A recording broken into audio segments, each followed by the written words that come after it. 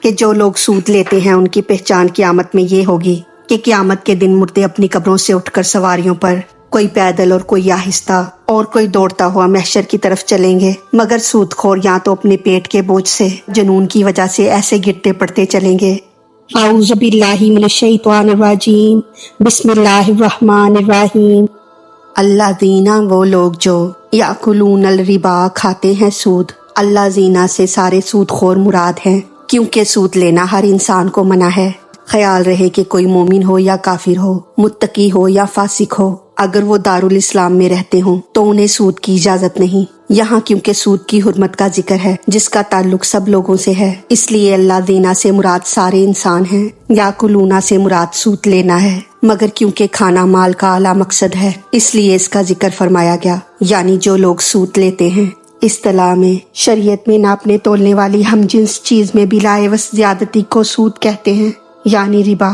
لا نہیں، یقومون، کھڑے ہوں گے۔ کھڑے ہونے سے یا تو میدان قیامت میں کھڑا ہونا مراد ہے یا اپنی قبروں میں اٹھنا اور محشر کی طرف چلنا مراد ہے، کیونکہ اس دن سود خور کی یہی پہچان ہوگی۔ الا، مگر، کما، جیسے، یقوم الذی، کھڑا ہوتا ہے وہ شخص جو یتخبطہ الشیطان، جس کے حواس کھو دیے ہوں شیطان نے، من المس، چھونے سے، یعنی سود خور اپنی قبروں سے اٹھ کر محشر کی طرف ایسے گرتے پڑتے چلیں گے جیسے کسی پر شیطان سوار ہو کر اسے دیوانہ کر دے جس سے وہ یکساں نہ چل سکے، ایسے ہی یہ لوگ اپنے پیٹ کے بوجھ یا جنون سے یکساں نہ چل سکیں گے۔ ذالک، یہ، بِأَنَّهُمْ، اس لیے ہے کہ وہ، قالوا، انہوں نے کہا، انما، در حقیقت، بیع، تجارت، مثل الربا، مانند سود کے ہے۔ ذالک سے یا تو کھانے کی طرف اشارہ ہے یا ان کے عذاب کی طرف۔ بِأَنَّهُمْ سے یا تو سود خور مراد ہیں یا ان کے وہ حمایتی جو سود کو حلال ثابت کرنے کی کوشش کرتے ہیں۔ قالو سے یا تو زبانی قول مراد ہے یعنی زبان سے کہنا،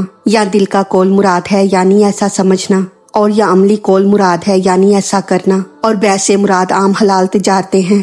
گویا ان کے نزدیک سود ایسا حلال ہے جیسے عام دوسری تجارتیں حلال ہیں، یعنی ان کی یہ سود خوری اور یہ سزا اس لیے ہے کہ انہوں نے دل سے اس کو حلال سمجھا یا عمل سے اس کو حلال ثابت کر دیا، یا زبان سے صاف صاف کہا کہ سود دیگر نفع بخش تجارتوں کی طرح حلال ہے، کہ ان سے بھی نفع حاصل کیا جاتا ہے اور سود سے بھی۔ اس کی کیا وجہ ہے کہ 1 روپے کا کپڑا 2 روپے میں بیچیں تو حلال ہے، اور اگر 1 روپیہ 2 روپے کے بدلے بیچیں تو حرام، حالانکہ وہاں بھی 1 ہی روپیہ نفع ملا، اور یہاں بھی حق تعالیٰ نے جواب ارشاد فرمایا، وَأَحَلَّ اللَّهُ، اور حلال کیا اللہ تعالیٰ نے، بیع، تجارت، وَحَرَّمَ الرِّبَا، اور حرام کیا سود کو، یعنی اللہ تعالیٰ نے تجارتوں کو حلال کیا اور سود کو حرام کیا۔ اتنا فرق ہوتے ہوئے جو تجارت اور سود کو یکساں کہے وہ پاگل ہے۔ فمن، پس جسے، جاہو، پہنچے اس کو، موعظۃ، نصیحت، من ربہ، اس کے رب کی طرف سے، یعنی جس کو خدائی نصیحت پہنچی، فانتہا، پھر وہ باز آ گیا، فلاح،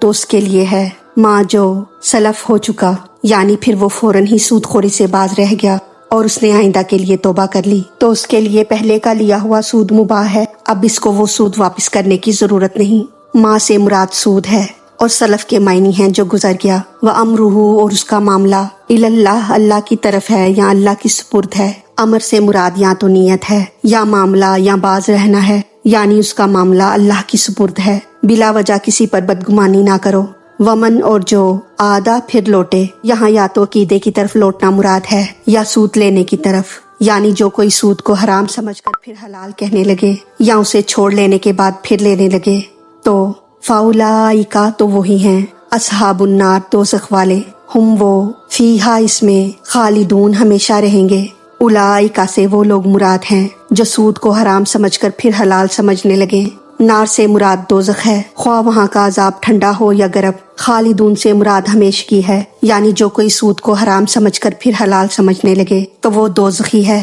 اور وہ دوزخ میں ہمیشہ رہے گا، اور جو کوئی سود چھوڑ کر پھر لینے لگے تو وہ جہنمی ہے اور وہ اس میں مدتوں رہے گا، یا یہ مطلب ہے کہ دوسرے گناہگاروں کے مقابل سود خور دوزخ میں زیادہ رہے گا کہ یہ رب کا بھی مجرم ہے اور انسانوں کا بھی۔ حقوق اللہ اور حقوق العباد دونوں کے بوجھ اس کے سر پر ہوں گے، اس لیے انہیں اصحاب النار فرمایا گیا، اور خالدون بھی۔ اب اس آیت کا خلاصہ اس طرح ہے کہ جو لوگ سود لیتے ہیں ان کی پہچان قیامت میں یہ ہوگی کہ قیامت کے دن مردے اپنی قبروں سے اٹھ کر سواریوں پر، کوئی پیدل اور کوئی آہستہ اور کوئی دوڑتا ہوا محشر کی طرف چلیں گے، مگر سود خور یا تو اپنے پیٹ کے بوجھ سے جنون کی وجہ سے ایسے گرتے پڑتے چلیں گے جیسے کوئی دیوانہ چلتا ہے جس پر جن یا شیطان سوار ہو کر اسے دیوانہ کر دیتا ہے، کیونکہ وہ دنیا میں انسان نما شیطان تھے کہ ایک قرضدار پر ترس نہ کھاتے تھے، ان کے مکانات اور جائیداد نیلام کرواتے تھے۔ یہ سزا ان کی اس وجہ سے ہے کہ انہوں نے قولن یا اعتقادن یا عملاً کہا کہ سود عام تجارت کی طرح فائدہ مند، ضروری اور جائز ہے۔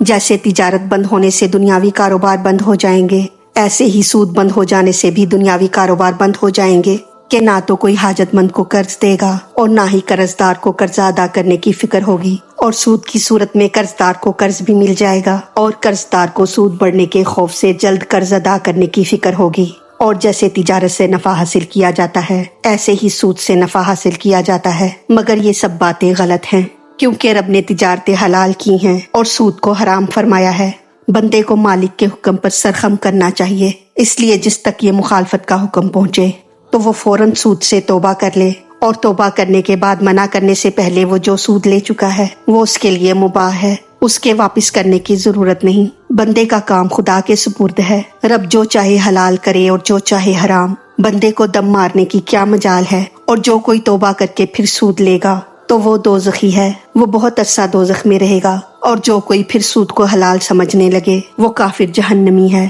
وہ ہمیشہ ہمیشہ جہنم میں رہے گا۔ اللہ تعالی ہماری غلطیوں کو معاف فرما کر ہمارا پڑھنا سننا اپنی بارگاہ میں قبول فرمائے، ہمیں دین و دنیا کے تمام نعمتیں عطا فرمائے اور ہمیں عمل کی توفیق عطا فرمائے، آمین یا رب العالمین۔ وما علینا الا البلاغ المبین۔